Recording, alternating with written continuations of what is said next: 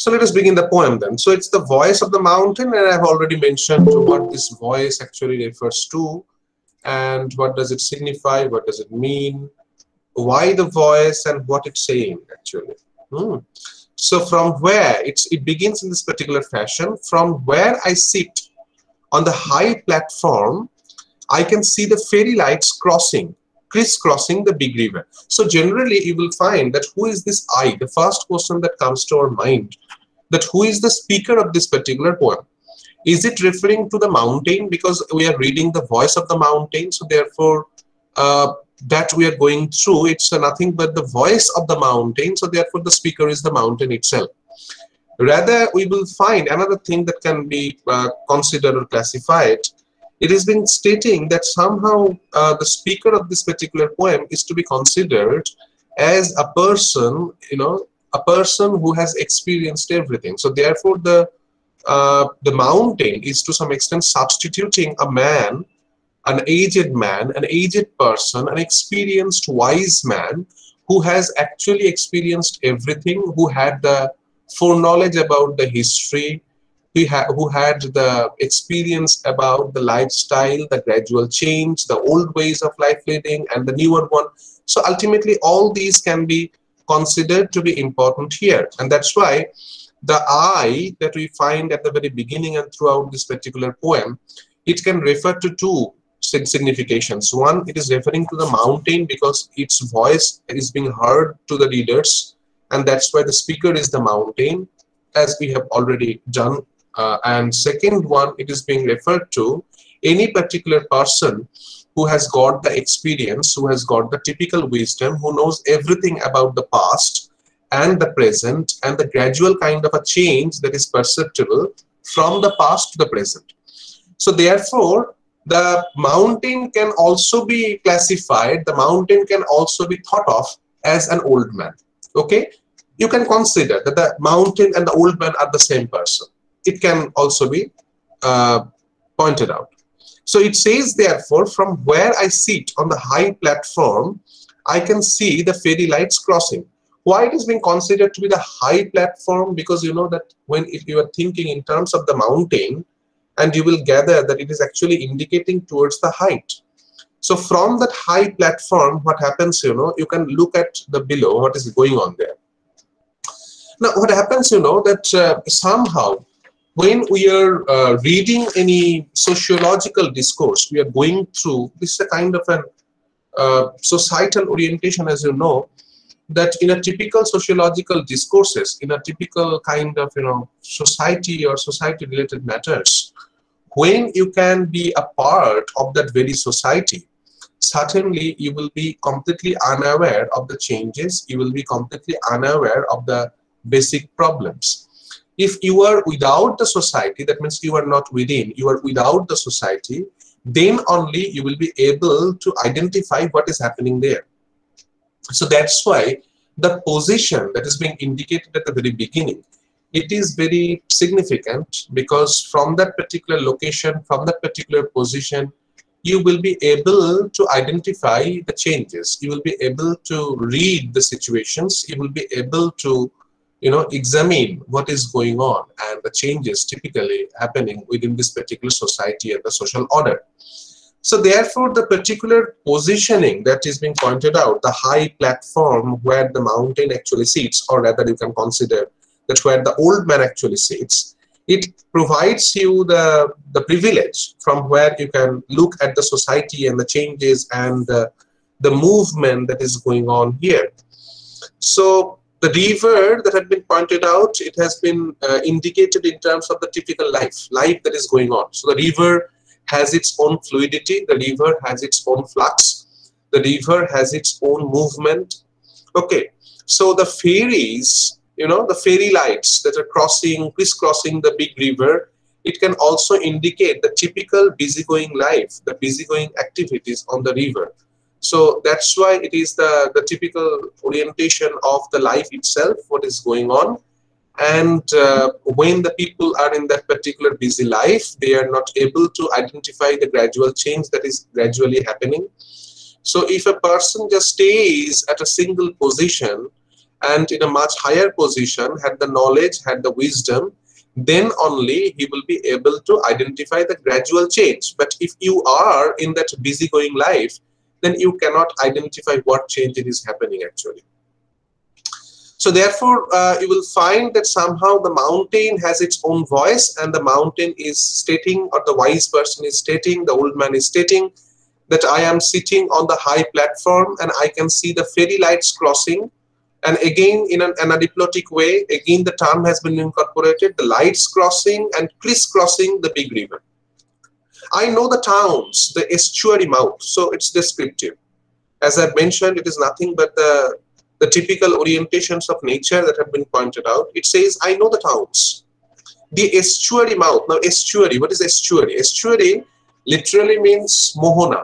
বাংলাতে মোহনা বলে। মোহনা তোমরা জানো যে নদীটা যেখানে ব্রডেন্ড হয়ে যায় এবং যেখানে তোমার সমুদ্রের সঙ্গে এক জায়গায় এসে মেশে। So that is called the estuary, you see, estuary mouth. So I know the towns, as I mentioned that this is a wise man.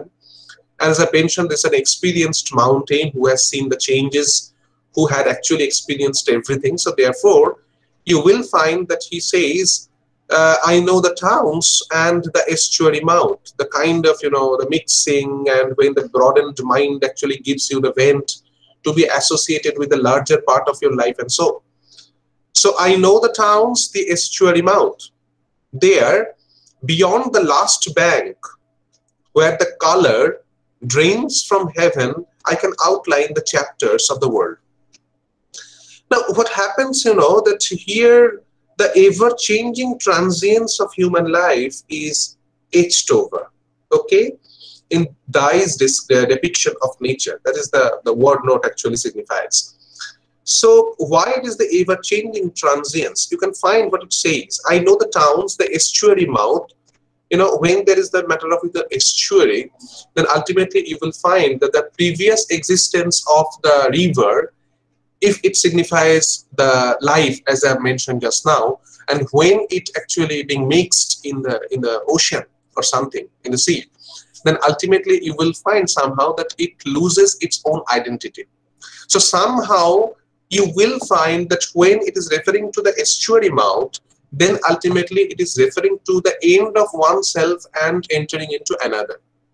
Okay, somehow beyond the last bank, where the color drains from heaven, I can outline the chapters of the world. Do you not think that these are the chapters of the world are actually indicating the chapters of one's lives? So different chapters, I can identify something is, this the color drains from heaven. Do you not identify that it is actually referring to the sunset? Or maybe the color drains from heaven, it is indicating towards, the changing colors in the sky, and it's turned orange to violet and something like that in darkness. So ultimately what I'm trying to suggest here, that in each and every kind of orientation that have been provided by Mamang here, the reference to estuary, it is indicating towards the ending of one particular self and being mixed with another. And the last bank, it is actually referring to the last existence of one's individual. The color drains from heaven, I can outline the chapters of the world. This is actually indicating to various kinds of segmentations of one's particular life. So ultimately with this particular images, which gradually or literally it signifies, it seems to be a kind of orientation that have been given to nature only. But at the same time, you will find this is actually indicating towards the different kind of orientations of human life. Okay, and this is actually indicating towards the changing transience of human life, therefore. The next two lines, it says that the other day, a young man arrived from the village. Because he couldn't speak, okay, he brought a gift of fish from the land of rivers. So again, you will find that it is a gift of fish. In this particular book, it has been pointed out, is the manifestation of tribal values. In Dai's poetic universe of myth and memory, the specific historical time of a particular event cannot be traced. And here it has been pointed out, the other day, a young man arrived from the village. It's an indistinct person actually, and you needn't have to identify who is this man. Rather, it is being spoken or pointed out that because he could not speak, it was not possible for him to express everything. He brought a gift of fish from the land of rivers. That means with his identity, the gift of fish, as I mentioned, it is the traditional values, the tribal traditional values. So that means you can identify that the person who actually entered the particular place, he had some traditional identity, okay, along with him. And he was from the land of the rivers, just because, you know, it has been pointed out that he had come from life itself. And it seems such acts are repeated, okay. We live in territories forever, ancient and new.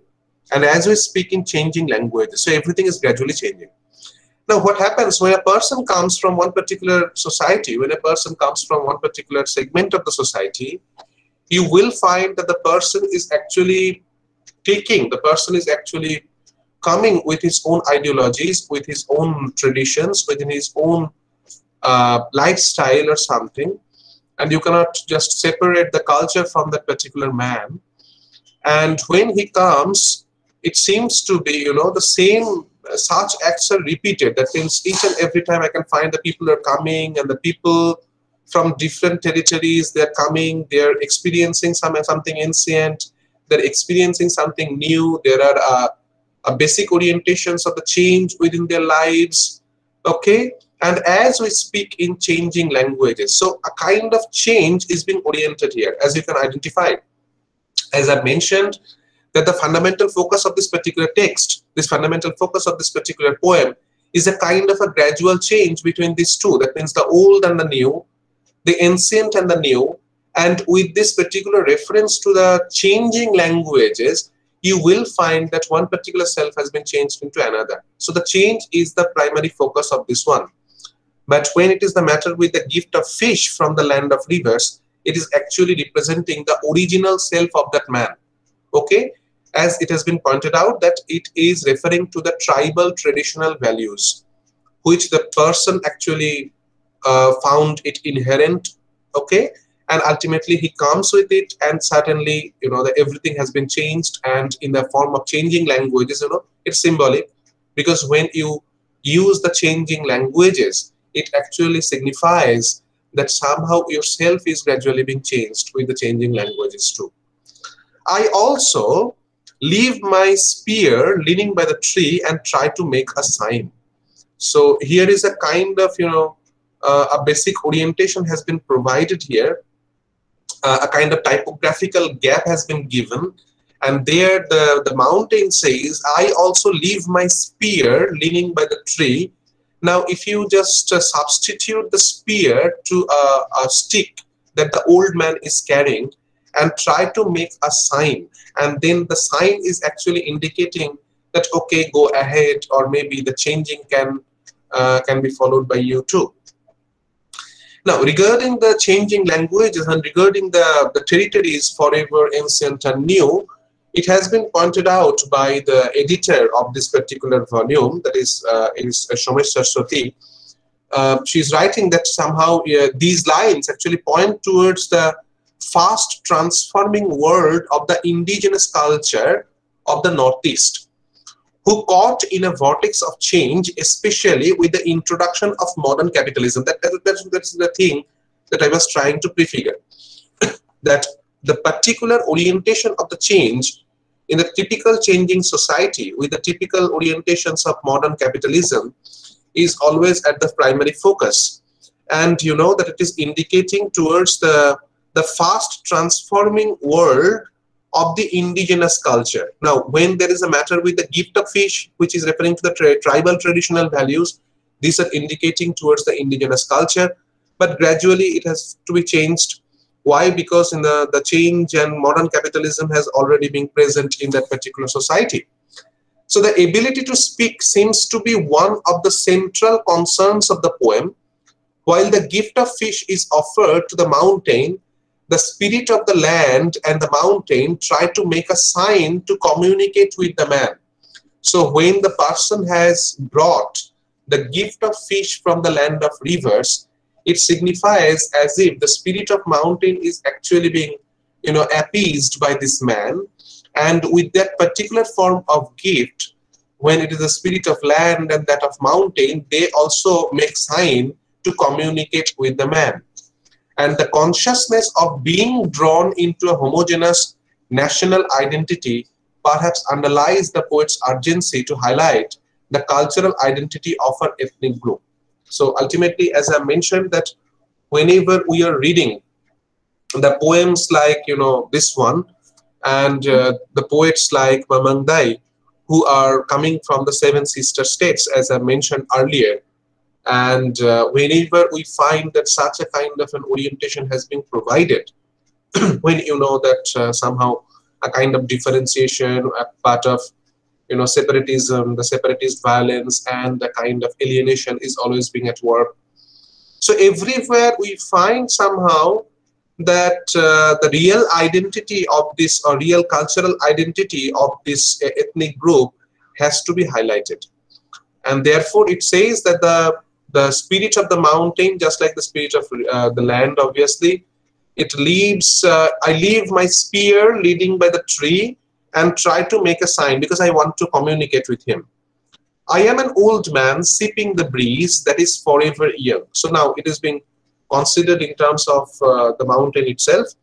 It is being stated that, it has been pointed out that I am the old man sipping the breeze that is forever young. The breeze is always young. The nature is always young. Now the culture is gradually being changed, or gradually it is changing rather. And ultimately you will find that in this particular formation of change, in this particular formation of transformation, one particular thing remains as it is, that is the nature itself, okay? In spite of the difficult kind of focus, difficult kind of blunders that have been made, but ultimately it remains in its own place. So I am an old man sipping the breeze that is forever young. In my life, I have lived many lives. Very important line actually, what it says. According to a number of critics, even though, as suggested by the title of the poetic voice, is attributed to the mountain, we also hear the individuated voice of the old man who appears to stand for the vastness of traditional knowledge here. Okay? And therefore, it has been stated that my voice, in my life, I have lived many lives. So when a person can say it, when a speaker can state it, that in my life, I have lived many lives, it is actually referring to the matter of experience that he has gathered. Okay, throughout his life, there are multiple orientations of problems, there are multiple orientations of, or multiple references of difficulties, the gradual, the changes and the sufferings and the pains and agonies and conflicts that he has faced. So therefore, the many lives are referring to the gradual transformations, the gradual experiences that he had got. So therefore it says, I am an old man. So here you will find that somehow the speaker, okay, as I mentioned at the very beginning of this particular poem, the speaker of the poem, as it signifies, it is referring to the mountain, because we are reading the voice of the mountain. And ultimately here you will find that it is deliberately discussing about an old man. So therefore, the self of an old man who has experienced everything, and the self of the mountain also who has experienced everything, both these are connecting to each other. So herefore, it has been pointed out that I am an old man sipping the breeze that is forever young. In my life, I have lived many lives. My voice is sea waves and the mountain peaks in the transfer of symbols. I am the chant syllable that orders the world, instructed with history and miracles. So that's why here you will find somehow these are the words, to be specific, to some extent, that the pattern of the speaking, it is something biblical almost, because here you will find that I am the person who has experienced everything, I am the person who has experienced multiple things. My voice is the sea waves, my voice is the mountain peaks. Okay, in the transfer of symbols, I am the chant syllable that orders the world. I have instructed with history and miracles. So I know everything. So I know everything. I am that particular spirit. I am that spirit which is actually leading everything. I am the soul, self of everything. So that's why here you will find that it is not simply the old man who is speaking. It is not the mountain who is speaking. Rather, it is indicated that it is referring to the spirit of the earth. It is the spirit of the world itself, who has pointed out everything, who has experienced everything. And the same orientation, it continues, it says, I am the desert and the rain. Okay? The wild bird that sits in the west, the past, okay, that recreates itself, and particles of life that clutch and cling for thousands of years. I know these things. So I know everything. I am the desert and the rain, it says. So the antithetical orientations have been provided. Okay, I am the chancellor that orders the world, instructed with history and miracles. I am the desert and the rain. So the antithesis have been provided. I am the life-giving source and I am the snatcher of life. So everything is being incorporated here. And then it says the wild bird that sits in the west, the past that recreates itself, and particles of life that clutching and cling for thousands of years. So what does this mean actually? So here you will find that the wild bird that sits in the west, okay, and again in the next segmentations, you will find that from the east the warrior returns with the blood of peonies and something that will come in the next paragraph and so next stanza. So these are, as you can find in the next few lines, these are some of the other lines where there is rich use of local myths and legends. You see that the reference of the wild bird that sits in the west and the reference of the east of the warrior returns with the blood of peonies and something, these are referring to some of the local myths and legends. This is not nature as passive observer. Rather, Dye's landscape, as you can find here, is an active reflection of the turmoil in the poet's psyche. So what is presented in the kind of psyche, you know, in the poet's psyche, it is being reflected actively in the formation of the landscape, and it seems to be the landscape is taking part in the human action. So more important than the exact reference perhaps is the tone and the mood that is set. So therefore it says that I am the desert and the rain, okay, that the wild bird that sits in the west, okay, it is obviously referring to, as we can find, the wild bird that sits in the west.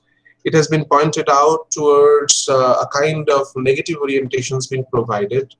The past that recreates itself and particles of life that clutch and cling for thousands of years. That means the past that recreates itself, it is again referring to the time itself, because the past and the gradual changing of the past into present, and then the recreating orientations have been provided. And the various particles of life that clutch and cling for thousands of years, that means that remains as it is. Okay, the orientations have been changed, the outlook has been changed, but you cannot just say that it is actually indicating towards a kind of fixity. Rather, it is the flux that has been oriented. So flux and fixity, the movement and the particular kind of, you know, the central focus has always been taken in consideration here. So therefore it says the wild bird that sits in the west, the past that recreates itself, and particles of life that clutch and cling for thousands of years. So it remains as it is. I know these things, as rocks know, burning in the sun's embrace about clouds. So as rocks know about clouds and the sudden rain, okay, in spite of the difference that we can get here, the typical kind of the images that have been pointed out here, at one point there is a reference to the rock. The second point, there is a reference to the cloud and the sudden rain. As we know that from rock, no fertility, no particular regeneration can be possible, but it knows about the clouds, but it knows about the rain, because, you know, ultimately, in spite of the burning in the sun's embrace, always there is a kind of a heat, but it knows about the cloud, but it knows about the rain itself. Now, what happens, you know, that whenever it is the matter with the negative and positive impacts, ultimately it is being pointed out that somehow the perceiver, okay, the speaker of this particular poem, though it experiences the various kinds of agonies, various kinds of tussles and conflicts and various kinds of problems, but in spite of these problems, in spite of these agonies and pains and sufferings, it knows something positive. Okay, you know that the rock that is burning in the sun's embrace, this is obviously some, you know, hard and negative orientation that have been provided. where the clouds and the sudden rain, this is obviously positive. So it is pointing out that in spite of difficulties, in spite of the conflicts, in spite of various kinds of obstacles and sufferings and pains and others, but I know everything about the positive impetus of life. So that is being incorporated in this particular image of the clouds and rain. As I know, a cloud is a cloud is a cloud. Okay, a cloud is this uncertain pulse that sits over my heart. So I know a cloud is a cloud is a cloud, means cloud is always a cloud in spite of its outlook, in spite of different kinds of problems and so, but a cloud is a cloud is a cloud. Okay, the repetition, cloud, this particular term has been repeated 4 times here, and if we consider the previous line, then 5 times. So cloud has been provided with much more importance therefore, and ultimately you will find, because the cloud is actually referring to the impact of possibility, because cloud refers to the possibility of rain, and rain gives you the regeneration, rain gives you the fertility impact. So therefore cloud is obviously something positive, there remains the possibility, and therefore it says that as I know, a cloud is a cloud is a cloud, a cloud is the certain pulse that sits over my heart. So inherently I have to say that in spite of different kinds of problems, in spite of different kinds of obstacles and various kinds of the pains and agonies and sufferings, I have to state that a cloud is a cloud, and I know that. I know the uncertain pulse, okay, and that is actually sitting over my heart. In the end, the universe yields nothing except a dream of permanence. So that is the fundamental focus that it points out. So at the end, actually what happens, that the universe, the whole universe, the kind of universe that you are creating, it actually yields nothing except a dream of permanence, always in this particular orientation of transience, when everything is changing, when everything is gradually being considered to be gradually changing. So the dream of permanence is always there, and every time, each and every time you are experiencing that various kinds of problems are being occurred in your life, the changing is there, but you are always thinking in terms of the positive, always thinking in terms of the permanence. You are thinking that okay, somehow everything will be suitable, everything will be good, and then you can identify, you can understand that peace is a falsity. So ultimately that particular peace will never come probably. A moment of rest comes after long combat. So the long combat with your ideologies, long combat with your thought processes, long combat with your existence, and ultimately it's a moment of rest. And then there is the matter with the East. Okay, beforehand there was a reference to the West, and the wild bird was there, and we know that the West is always being associated with something negative, as I've mentioned, and the wild bird is always referring to that. And then here it has been considered that from the East the warrior returns with the blood of peonies. Now peonies is a kind of a flower, okay, and peonies is a kind of flower. The blood of peonies, again, as I mentioned, that somehow in the poems by Mamang, she always personifies each and every particle of nature. Now here also you will find the reference to the peonies have been incorporated, and the flower, the blood of peonies, that is something extraordinary, because the flower and the blood is being oriented in a symbol orientation. Now peonies, if we try to identify the symbolic significance of the peonies, you will find that peonies are always being considered in the Northeast as symbolizing good fortune. So therefore, when it says that from the East, the warrior returns with the blood of peonies, it is actually representing the blood of the symbolizing good fortune. I am the child who died at the age of the world. The distance between end and hope. So ultimately, again, the negative orientations have been provided. The blood of peonies, and if peonies can symbolize good fortune, then the blood of peonies, can it refer to the end of possibility of good fortune? So that has been at the focus, and that has been at the point. And then it says, I am the child. Now, I am an old man. Now it is, I am the child. So I am the child who died at the age of the world. Okay? The distance between end and hope. At one point there is end, at another point there is hope. There is a big distance, and that is the age of the world. And I am the child actually who died there. Okay, the child, the possibility, it actually oriented death. So I am the child who died at the age of the world, the distance between end and hope, the star diagram that fell from the sky, the summer that makes men weep. I am the woman lost in translation who survives with happiness to carry on. Again, as I mentioned earlier, that a sheer transformation has been taken place throughout the poem, and ultimately throughout the poem, you will find that the basic orientation of the poet, the basic orientation of the basic temperament of the speaker is always, a kind of a balance has been provided, whether you will lead a life of negativity or you will think in terms of something positive. So therefore it says that I am the child who died at the age of the world, the distance between end and hope. So end is there or always hope is there, and there is a gap in between. The star diagram that fell from the sky, the summer that makes men weep. I am the woman lost in translation who survives with happiness to carry on. Now, this particular I am the woman lost in translation who survives with happiness to carry on, ultimately you will find it refers to the women's everyday struggles in a conflict-ridden area and their ability to survive in spite of all hardships. So again, you will find that the kind of survival orientation, a kind of happiness that has been pointed out, these are all indicating towards something positive. That means in spite of various kinds of problems, whether the star diagram that fell from the sky, this is obviously symbolically representing something negative, and ultimately it is indicated that somehow you are thinking about the dream sky, you are thinking about a better society, you are thinking about the starry night, and then suddenly what happens, the star diagram fell from the sky.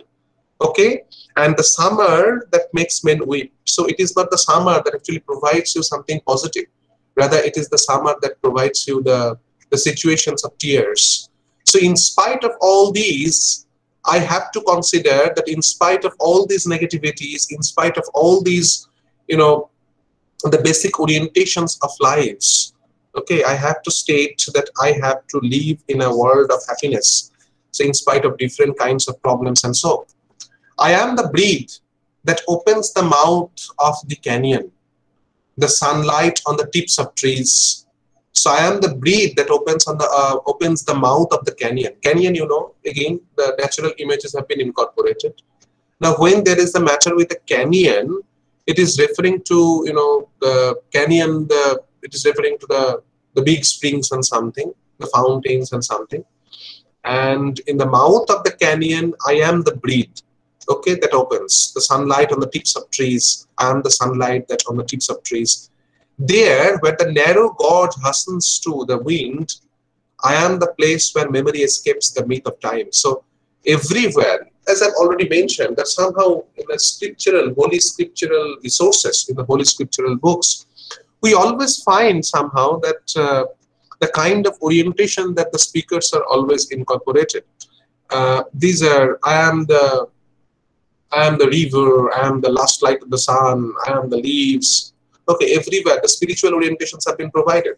Now here also you will find that somehow the kind of orientation that have been provided, the kind of syntax that have been oriented, these are altogether referring to different parts of the nature, and at the same time from the natural images, from the symbolic orientations of them, we can find somehow that the psychological crisis of the speaker, the psychological crisis of the people who actually lived in the northeastern states and something, all these have been taken into consideration here.